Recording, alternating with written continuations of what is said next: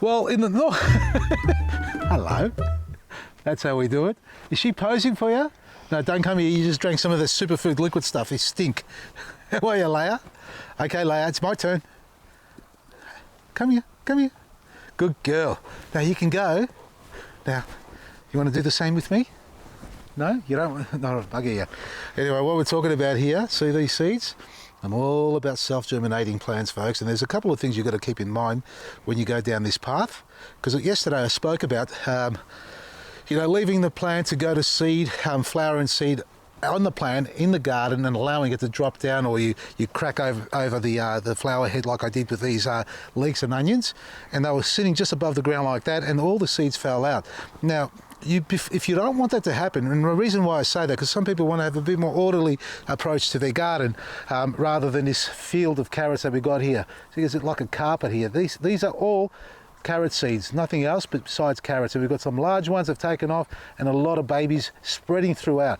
Now, you can allow this to happen, no harm to your garden. You can just sort of grab a few, pull them out. Look at that aggregation, eh? Check that out. What we're talking about there is the fungi connecting to the roots of these plants, and all this soil starts to aggregate around it, which becomes the food source. That's the connection point, and that is a beautiful example of it. This one here lost it all, but all the rest in here are connecting. And when you got that happening, that means you got life in your soil, folks. 100% activity going on with the microbiome. So that's ideal. That is beautiful for a tiny little seedling. Sorry, I've just moved over to this topic, but the whole purpose of what we do here today is to create that. If you got that happening in your garden, let's just stay on this one for now. If you can pull a plant out of your garden without destroying your garden, obviously, don't be pulling out big plants, but if you've got a plant you want to remove, it's not doing well, chances are when you dig it up, you won't have this happening, right? All that there connecting to it, it's not glued to it. Well, it is technically, but it's not sort of forced on and sort of pasted on. It's actually little roots of the plant where the fungi has drilled into it, and it's grabbing onto all those minerals and aggregating and growing, and that there is exactly a great example of a healthy garden bed. Now this bed here, and if you remember, this is a bed that had the poor soil in it. We had nothing growing in here. And it's a bit radical the way I've planted, a bit of a cottage garden. I don't mind that at the moment because it's working well for me in this bed here. I've got my lettuce growing in between. But the fact that I've top dressed it with our planting mix and, persevered with liquid feeding, not a lot of mulch on top, but I blended the mulch into the planting mix. And you could see there was mulch underneath, but then another blend on top.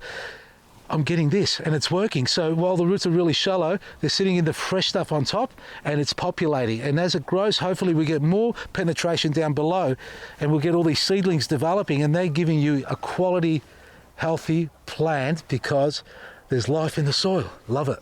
Now, back to the topic of these seedlings growing so much. And look, I'm going to sacrifice these poor little darlings. Just go there. I can guarantee you they probably grow. I've just buried them a bit. If you don't want this happening, when's the right time to harvest? You never harvest it when it's completely green or semi-green. You want to harvest it when it's at the point of dried and wheat colour looking like this. But you have to have a close look at the flower heads, because in this case here, we've got tiny little flower heads that have to crack open and the seed becomes evident, and that's where it falls out. Now, I haven't got my glasses on, and I dare say there is still a few seeds in here that haven't popped out because I had some fall in my hand here. That's soil. Let me just do this and see if I've got seeds. Can you see seeds, or is that just soil? That looks like soil, doesn't it? Yeah, that cut was purposely done so my cameraman can give me a set of eyes to have a look at what I'm looking at. He goes, there are a couple of seeds there, so I trust his word that these are seeds, and if they're not, you can blame him, all right? But anyway, the point is, before the seed is exposed or ready to fall out, you can crack them down, put a paper bag on the plant, leave it attached to the main plant so it's still feeding some, moisture and nutrients to keep maturing the seeds to its fullest capacity. So don't leave it exposed. Put a paper bag over the top because it doesn't need sunlight. It just needs to dehydrate completely and mature, and then let the seeds fall off. And then when it's ready, cut the tops off, shake it in the bag, and at the bottom of the bag you'll have all these plants in once what they were, a seed. in the bag. And you can do that with all types of plants. So you can do it with parsley, you can do it with lettuce, you can do it with onions, spring onions, the list goes on. Tomatoes, well, the fruiting vegetable types, the one that give you a big juicy fruit to eat, well, the seeds are inside. That's a different thing. You harvest the fruit, the biggest and healthiest fruit, like I've got over there. Have a look at this, eh? Now this is a cucumber. They're starting to eat into it. No, not yet. We're going to take it inside now because that has matured beautifully. It's going to go orange, and that's when it's completely ripe, and that's to harvest. This was hanging up there somewhere, and we've still got a cucumber plant trying to grow and produce cucumbers up there at this time of the year. Nevertheless, you can pick your biggest. Well, this one's nice and straight, isn't it? How good is that? Normally, well, all my cucumbers were buckled and bent and twisted. Big as this, but not as straight as this. And this one here on its own, I left it up there because it was a happy chap, and it eventually fell because it dried out on top. It hasn't cracked open, and it still needs a little bit more to mature because we've still got a bit of green tinge on this side. See it there? Yellow on the bottom. So I'm going to turn it over like this and leave it in the sun. That will start to ripen up on the bottom side because all the juices go down to the bottom, and it starts to, mature a lot quicker that way. So you've got to rotate them. You don't want the juices settling to the bottom as gravity would have it happen, and eventually starts to rot out from there. It doesn't mature properly before it rots out. So rotate them as you would with your pumpkins and zucchinis, and that way you get a nice fully ripened fruit or vegetable, if you like, where you can collect the seeds. And the same goes with capsicums and all other produce that you harvest to eat as a fruit or vegetable. But the leafy greens that flower on the plant and show their wonderful colors and then start to develop a seed, you can allow them to mature, if you like, completely on the plant and fall on the ground, or maybe you want to do a 50-50 trial, because I do both. Collect some seeds, sow them separately in some tray if you like, or elsewhere, and leave some to fall in a space where they've grown from the mother plant. More times than not, the ones that grow naturally will outlive and outgrow the ones that you sow in a different environment and transplant them again. The less handling you do with your seedlings, the better they perform and grow overall. So start harvesting seeds, and I know it's a bit late for some of these varieties from the summer crop because you may have already taken them all out, but keep it in mind because now we're going into our winter range, like your broccolis and collies and cabbages, and that reminds me of that cabbage over there which got eaten.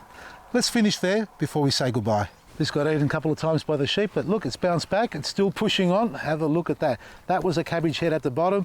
The flower spike's coming out of here, and it's taken its time to pop up there. Admittedly, we've had the bloody birds coming through and they've been digging it over. Look at that, they've been chewing all this away. They pulled out at my lettuce. And this is because I haven't covered. So a cloche or a milk bottle or a plastic drink bottle as a cover to protect them is what I need to do here, because I've got good soil going on and the birds want to eat what's inside there, and at the same time they destroy my seedlings.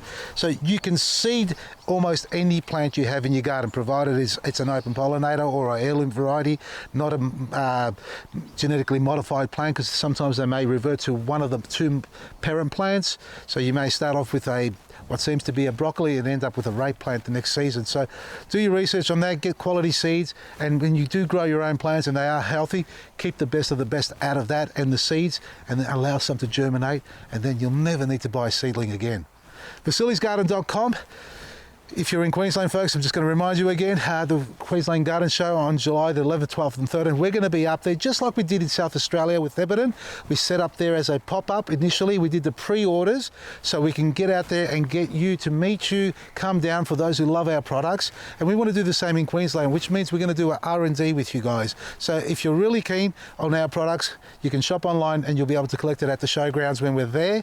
Plus, if you're keen about doing a pop-up, because we are looking for outlets up in Queensland as we are in New South, but I'm going to focus on Queensland at the moment. So if you're up there and you're keen on doing something like that and you're going to buy something, make sure you introduce yourselves, because I'll be there to meet and greet you all, and at the same time take advantage to see your property if we can get a chance to get out there and discuss it a bit further, because what we love doing is sharing our products to the wider community through the community.